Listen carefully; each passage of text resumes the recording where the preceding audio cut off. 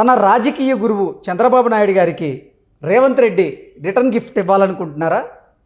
అందుకు అనుగుణంగా రానున్న ఎన్నికల కోసం ఆయన పావులు కదుపుతున్నారా అంటే అవుననే సమాధానం ఇస్తున్నారు కొంతమంది రాజకీయ విశ్లేషకులు.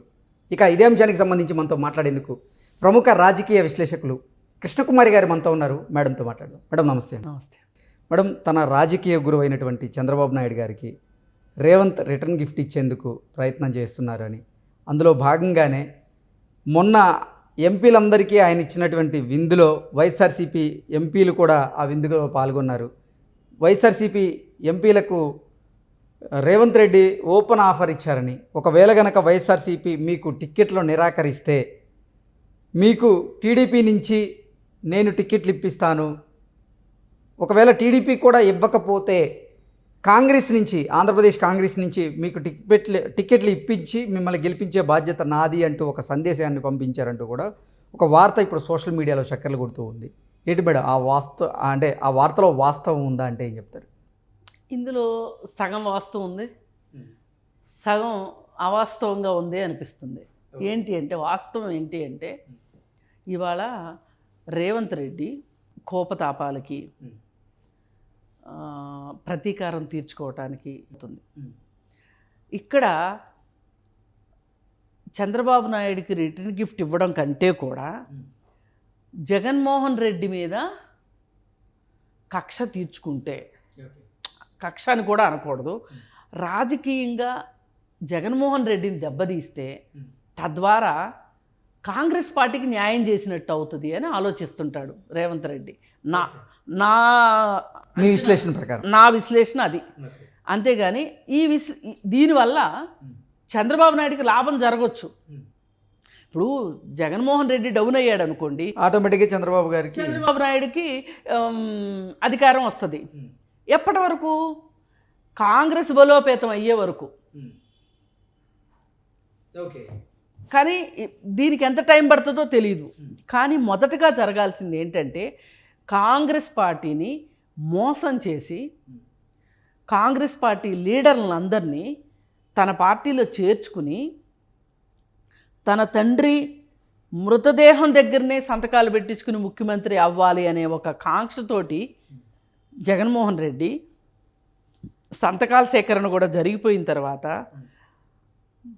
అధిష్టానం ఒప్పుకోలేదని అధిష్టానం మీద కత్తిగట్టి అధిష్టానం మీద పానికి వ్యతిరేకంగా పార్టీ పెట్టి ఇవాళ కాంగ్రెస్ని చిత్తు చేసింది జగన్మోహన్ రెడ్డి కదా. మరి ఇలాంటి జగన్మోహన్ రెడ్డిని అంతు పంతు లేకుండా చేస్తే రేవంత్ రెడ్డికి ఎక్కడ పడతాయి మార్కులు? అధిష్టానం దగ్గర పడతాయి. రేవంత్ రెడ్డి చూపు ఎప్పుడూ కూడా దీర్ఘకాలికంగా ఉంటుంది.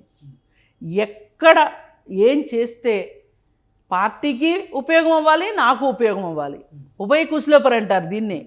అలాంటి వ్యూహం ఉన్నవాడు రేవంత్ రెడ్డి. ఆ వ్యూహంతో మొన్న ఢిల్లీలో వైఎస్ఆర్ పార్టీ ఎంపీలకి అంటే చాలామందికి ఇస్తూ వాళ్ళని కూడా పిలిచాడు. చాలా దూరదృష్టితో ఇచ్చాడు. రేపంటూ జగన్మోహన్ రెడ్డి ఓడిపోతే మీరు షెల్టర్ లేదని బాధపడక్కర్లేదు, కాంగ్రెస్ పార్టీ ఉంది, నేనున్నాను, మీరు ఎక్కడికి వెళ్ళక్కర్లా, మీరేం బేజారు అవ్వక్కర్లా, మీకు రాజకీయ శూన్యత ఏమీ రాదు, కాంగ్రెస్ పార్టీ ఉంటుంది, డోంట్ వర్రీ అని చెప్పాడు. ఇది ఇప్పుడు ఈరోజు ఈ మాట చెప్పటం వల్ల లాభం ఏంటి అంటే ఈ తెల్లారి నుంచే వాళ్ళు నిజంగా గనక ఇది నమ్మితే గనక అక్కడ పనిచేయడం మానేస్తారు వైఎస్ఆర్ పార్టీకి. ఇది ఎప్పుడు మునుగుద్దో తెలీదు, ఇది మునిగే పడవ అర్థమైపోతుంది. తెలుగుదేశం గెలిచింది అంటే గనక జగన్మోహన్ రెడ్డి రాజకీయ జీవితం భూస్థాపితం అయిపోతుంది. ఇవాళ ఇక్కడ పదవి ఉండబట్టి 4 ఎంపీ సీట్లు ఉండబట్టే మోడీ ఈయన చూస్తున్నాడు, ఈయన వంక చూస్తున్నాడు. ఈయన వెళ్తే కనీసం కాళ్ళ మీద పడతానంటే కాళ్ళు ఇస్తున్నాడు. ఇదే అధికారం లేకపోతే కాళ్ళు ఇస్తాడా? కాళ్ళ మీద పడటానికి లేదు కదా. అందుకోసం వీళ్ళందరికీ కూడా కర్తవ్య బోధ అన్నమాట ఇది.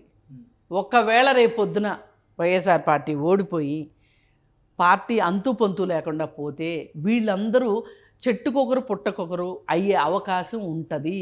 ఆ అవకాశం మీకు చెట్టుకొకరు పుట్టకొకరు అవ్వక్కర్లేదు, కాంగ్రెస్ పార్టీలోనే ఉండొచ్చు అనే ఒక హామీ ఇస్తే వాళ్ళకి జగన్మోహన్ రెడ్డికి ఓ అని చేత్కారాలు భరిస్తూ పనులు చేయాల్సిన అవసరం లేదు.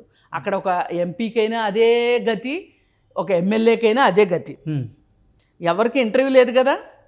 ఇక్కడ కేసీఆర్ బాస్ చేసినట్టే అక్కడ కూడా అంతే కదా. దీనికి తోడు మర్చిపోయాను, భలే టైం పూర్తి చేశారు. అలీ ఒక స్టేట్మెంట్ ఇచ్చాడు, మా జగనన్నకి ఏం పని అందరి దగ్గరికి రావటానికి, అసలు బయటికి రావాల్సిన అవసరం ఏంటి, రాజన్న బిడ్డ రాజమహల్లో ఉండే పరిపాలన చేస్తాడు అని అలీ స్టేట్మెంట్ ఇచ్చాడు. దీని అర్థం ఏంటండి, జనాలు పనికిమాలినోళ్ళు, ఎమ్మెల్యేలు పనికిమాలినోళ్ళు, మంత్రులు ఇంకా పనికిమాలినోళ్ళు, ఎంపీలు ఇంకా పనికిమాలినోళ్ళు, వీళ్ళందరికీ ఇంటర్వ్యూ ఇవ్వాల్సిన అవసరం ఏంటి జగన్మోహన్ రెడ్డికి? అదే కదా అలీ ఉద్దేశం కూడా. ఈ చెంచాలాగా వీళ్ళు ఉంటారు కదా బ్యాచ్, బూటులు తుడిచే బ్యాచ్, అది ఒక గొప్పతనమా అండి? ఇదేమన్నా రాజరికమా? నేను అంతఃపురంలోనే ఉంటాను, రాజప్రాసాదంలోనే ఉంటాను, రోడ్డు మీదకి రాను అనడం ఏమన్నా గొప్ప విషయం? అది ముఖ్యమంత్రి అన్నోడు ఎంత బయట తిరిగితే, ఎంత ప్రజల్లో ఉంటే అంత 4 కాలాల పాటు ఉంటాడు. ఏం అధికారంలోకి వచ్చిందాక రోడ్ల మీద ఉన్నావు నువ్వు, అధికారం వచ్చాక రాజభవనంలో ఉంటారంటే రాజప్రసాదంలో ఉంటావు. దీన్ని నువ్వు ఇదే కరెక్ట్ అని చెప్పి పెద్ద ఏదో నీ మాట అందరూ వింటారన్నట్లు రాజభవనంలో ఉండి గతంలో ప్రజల్లో మమేకం అవ్వకుండా ఉన్న వాళ్ళ పరిస్థితి ఇప్పుడు ఎలా ఉందో, ఇక్కడ కేసీఆర్ సంగతి ఏమైంది, అక్కడ రేపు అదే అవుతుంది. అందుకని ఇట్లా అసలు నాకు ఎవ్వరూ లెక్కలేదు అని అందరినీ బేఖాతరు చేసిన వాళ్ళు ఏమవుతారో చూసాం కదా. అందుకని చెప్పి ఇట్లాంటి పరిస్థితి వస్తే గనక వీళ్ళందరికీ ఒక అండాదండ రేవంత్ రెడ్డి. ఎందుకంటే పక్క రాష్ట్రం వాడుగా, పక్క రాష్ట్రం ఇప్పుడు డీకే శివకుమార్ ఉన్నారండి, కర్ణాటక ఆయనది కర్ణాటక, ఆయన ఎందుకు ఇక్కడ వచ్చి కూర్చున్నాడు? వీళ్ళందరినీ కలిపే ఒక పెద్ద దారం ఏంటి అంటే కాంగ్రెస్ పార్టీ. వాళ్ళందరికీ ఏం పని మరి వచ్చి ఇక్కడ ఏం జరుగుతుందో ఇప్పుడు వాళ్ళందరూ అండదండలు లేకపోతే రేవంత్ రెడ్డి గెలిచేవాడు అనుకుంటున్నారా? రేవంత్ రెడ్డి ఎంత గ్రేట్ అయినా కావచ్చు, అది వేరే విషయం. కానీ వీళ్ళందరూ సహాయ సహకారం అందించారు, అందరూ ఒక రకమైన మద్దతు ఇచ్చారు, నైతిక మద్దతు ఇచ్చారు. ఇదంతా ఏంటి, సోనియా గాంధీ చెప్తేనే చేస్తారు వీళ్ళంతా.